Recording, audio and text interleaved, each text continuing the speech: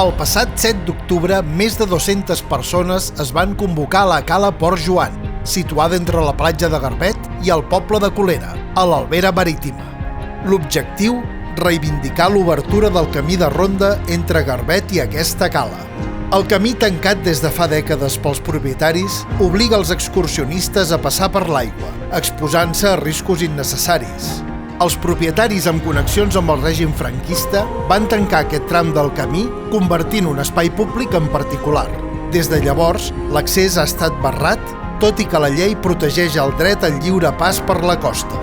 És trist que aquella situació de privilegis s'hagi mantingut amb tants anys de democràcia. No és només una qüestió de seguretat, sinó de justícia. Aquest camí és de tothom, i no pot ser que uns pocs es quedin amb el que és de tots. Lluitem per mantenir viva la història i protegir el nostre patrimoni natural.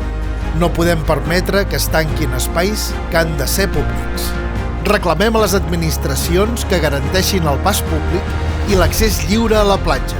L'acció s'ha portat a terme gràcies a la col·laboració entre diverses entitats, totes elles unides amb un mateix objectiu: garantir l'accés segur i lliure a la nostra costa. Casos com el del camí de cavalls a Menorca ens mostren que amb perseverança podem aconseguir que respectin els drets públics. Si cal, tornarem a mobilitzar-nos.